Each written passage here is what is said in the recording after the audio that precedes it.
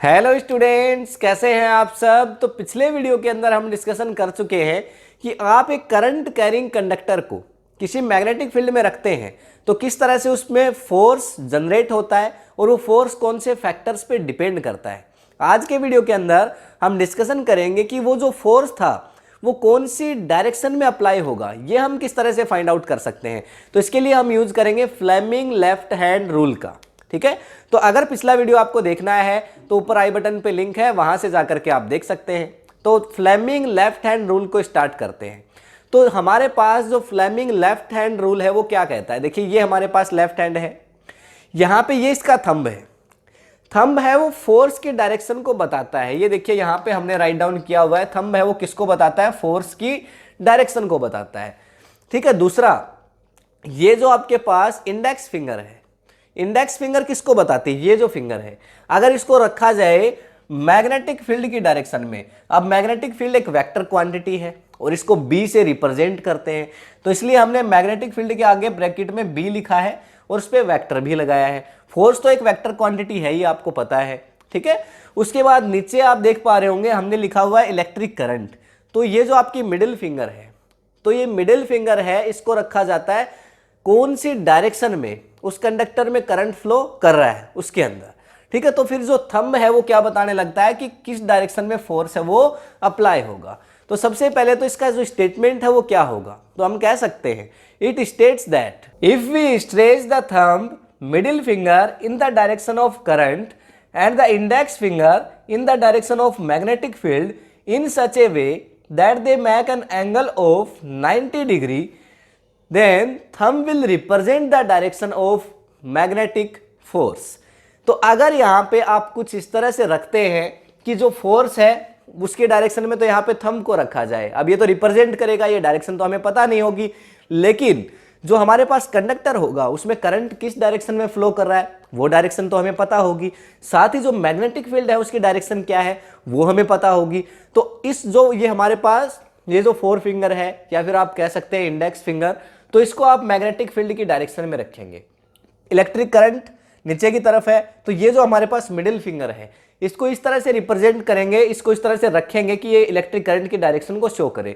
तो ये जो आपके पास थंब है ये किसको रिप्रेजेंट करेगा, थंब है वो किसको रिप्रेजेंट करेगा, मैग्नेटिक फोर्स की डायरेक्शन को रिप्रेजेंट करेगा कि किस डायरेक्शन में उसके ऊपर करंट है वो अप्लाइड है। ठीक है, तो यहां पे और साथ ही यहां पे क्या बोला कि 90 डिग्री का एंगल, तो यहां पे इस मिडिल फिंगर, इस फोर फिंगर या इंडेक्स फिंगर और इस थंब के बीच यहां पे जो एंगल है वो कैसा होना चाहिए, 90 डिग्री का होना चाहिए। तो बिल्कुल ही सिंपल है, तीन ही चीजें हैं बस, क्या, एक तो मिडिल फिंगर, फोर फिंगर और थंब। तो अगर हम इस मिडिल फिंगर को करंट की डायरेक्शन में रख दें, इस फोर फिंगर को अगर मैग्नेटिक फील्ड की डायरेक्शन में रख दें, तो जो थंब है वो रिप्रेजेंट करने लगता है कि जो मैग्नेटिक फोर्स है वो कौन सी डायरेक्शन में लग रहा होगा। एक एग्जांपल से इसको समझ लेते हैं। देखिए यहां पे हमारे पास मैग्नेटिक फील्ड है और मैंने आपको बताया था कि मैग्नेटिक फील्ड को हम किस तरह से रिप्रेजेंट करते हैं। तो इस तरह से जो लाइन्स हैं वो आप ड्रा करके मैग्नेटिक फील्ड को रिप्रेजेंट कर सकते हैं। और पिछले वीडियो में हमने ये भी डिस्कशन किया था कि जो मैग्नेटिक फील्ड है उसके अंदर अगर कोई कंडक्टर रखा है तो वो जो फोर्स है वो मैक्सिमम कब होता है, परपेंडिकुलर जब किसी ऑब्जेक्ट को रखा जाता है। तो देखिए यहां पे मैं लिख देता हूं क्या, बी वेक्टर। तो ये हो गया मैग्नेटिक फील्ड। अब इसमें ये मेरे पास चलिए कोई वायर है, ये मेरे पास कोई एक वायर हो गया। ठीक है, इस वायर को रेड कलर से रिप्रेजेंट कर देते हैं चलिए। तो ये यहां पे हमारे पास क्या हो गया, कोई एक वायर हो गया।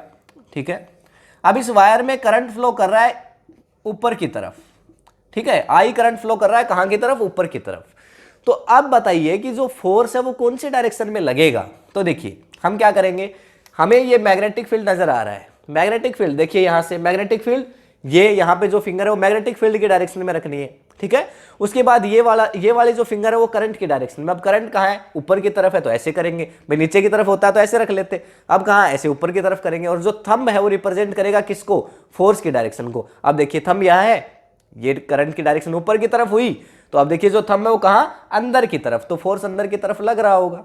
फोर्स कहां की तरफ लग रहा होगा भाई, ये मैग्नेटिक फील्ड, ये करंट, तो फोर्स कहां, अंदर की तरफ। ठीक है, सिंपल भाई, मैग्नेटिक फील्ड, करंट और ये फोर्स। अच्छा अगर ये उल्टा हो जाए करंट, करंट इस तरह से रिप्रेजेंट करने लगे, इस तरह से ये अपोजिट डायरेक्शन हो जाए करंट की, तो क्या करेंगे, तो यहाँ पे मैग्नेटिक फील्ड सेम है, ठीक है, और ये जो फिंगर है किसके डायरेक्शन में, करंट की डायरेक्शन में, तो फोर्स देखिए थंब कहाँ पे, बाहर की तरफ, तो इस पेज से बाहर की तरफ, ठीक है। साथ ही यहाँ पे जब अंदर की तरफ मैग्नेटिक फील्ड लाइंस जाती हैं, अच्छा मैग्नेटिक फील्ड के लिए भी ये चीज आप ध्यान रखेंगे, तब वहां पे उसको क्रॉस से रिप्रेजेंट किया जाता है।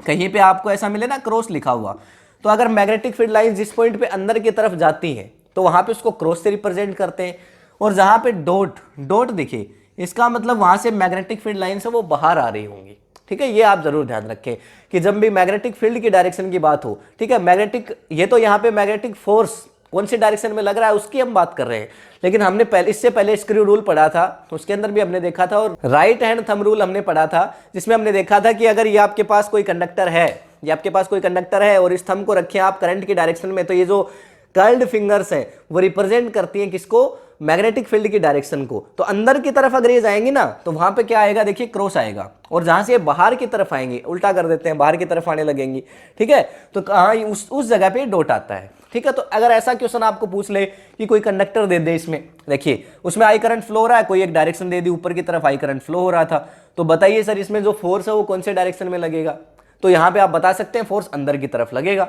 अगर ये नीचे की तरफ करंट फ्लो करता तो बाहर की तरफ लगता। अच्छा, इसमें आपको दे दे कि इलेक्ट्रॉन के फ्लो होने की डायरेक्शन है, ये जैसे करंट की डायरेक्शन ना हो करके सर क्या हो, इलेक्ट्रॉन के फ्लो होने की डायरेक्शन हो, ठीक है। अब यहाँ पे करंट नहीं, इलेक्ट्रॉन ऊपर की तरफ फ्लो कर रहा है। अब ये बात आपको ध्यान रखनी होगी, करंट फ्लो करता है कहाँ, पॉजिटिव से नेगेटिव की तरफ, ठीक है, और इलेक्ट्रॉन फ्लो करते हैं कहाँ, नेगेटिव से पॉजिटिव की तरफ, तो एकदम अपोजिट हो गया ना। तो करंट, अगर इलेक्ट्रॉन ऊपर की तरफ जा रहे हैं तो करंट कहां की तरफ फ्लो कर रहा होगा सर, करंट नीचे की तरफ फ्लो कर रहा होगा, सिंपल। तो करंट अगर नीचे फ्लो कर रहा है तो यहां पे फोर्स कौन सी डायरेक्शन में लगेगा, रखिए सर ये मैग्नेटिक फील्ड, फिर ये यहां पे थंब रिप्रेजेंट करेगा, इसको रख दीजिए नीचे की तरफ, तो फोर्स कहां, बाहर की तरफ लगेगा, सिंपल। ये मैग्नेटिक फील्ड, करंट, तो फोर्स बाहर की तरफ लगेगा, सिंपल है, ठीक है। और ऐसा ही अगर कोई बोले कि कोई एक प्रोटॉन है, ठीक है, एक ऐसा एनसीईआरटी में क्वेश्चन है आपका कि एक प्रोटॉन है और वो प्रोटॉन है वो क्या कर रहा है, देखिए यहां पे अंदर जाता है मैग्नेटिक फील्ड में, तो उसकी कौन सी प्रॉपर्टी चेंज हो जाती है। देखिए अगर एक प्रोटॉन है वो इस मैग्नेटिक फील्ड में आएगा, सीधी सी बात है उसके ऊपर क्या लगेगा, फोर्स लगेगा, उसके ऊपर जब फोर्स लगता है तो उसकी वेलोसिटी चेंज होगी। भाई अगर कोई एक ऑब्जेक्ट है जिसके ऊपर आप फोर्स लगा रहे हो और वो फोर्स लगातार चेंज हो रहा है, बढ़ रहा है कुछ ना कुछ, ठीक है, तो क्या होगी, उसकी वेलोसिटी भी चेंज होगी। तो वेलोसिटी जब चेंज हो रही है, ठीक है, वेलोसिटी जब चेंज हो रही है तो साथ में उसका क्या चेंज हो सकता है, देखिए भाई एक तो वेलोसिटी चेंज हो गई, और आपको पता है मोमेंटम P इक्वल्स टू क्या होता है, मास इनटू वेलोसिटी, ठीक है। तो अगर वेलोसिटी चेंज हो जाए, भाई मोमेंटम दो फैक्टर्स पे डिपेंड करता है, एक तो मास पे डिपेंड करता है, एक वेलोसिटी पे डिपेंड करता है। तो अगर वेलोसिटी या मास कोई भी चेंज हो जाए तो मोमेंटम भी जरूर चेंज होगा। तो यहां पे अगर एक प्रोटॉन आ रहा है किसी मैग्नेटिक फील्ड में तो उसकी वेलोसिटी चेंज हो रही है क्योंकि उसमें फोर्स लग रहा है, और वेलोसिटी अगर चेंज हुई तो उसका मोमेंटम भी चेंज होगा। तो उस क्वेश्चन का आंसर भी आप यहां से दे सकते हैं, सिंपल है बिल्कुल। कोई बोले मैग्नेटिक फील्ड को कैसे रिप्रेजेंट करते हैं, बिल्कुल सीधी लाइन बनाइए और ये बी वेक्टर को शो कर दीजिए, ठीक है। और ये अगर पूछा जाए आपको फ्लेमिंग लेफ्ट हैंड रूल, तो ये तो बड़ा ही सिंपल है सर, ये जो फिंगर है हमारी ये तो मैग्नेटिक फील्ड की डायरेक्शन में रख दीजिए, ये जो आपका इलेक्ट्रिक करंट की डायरेक्शन में मिडिल फिंगर को रख दीजिए, तो जो थंब है वो रिप्रेजेंट करने लगता है जो मैग्नेटिक फोर्स है उसकी डायरेक्शन को।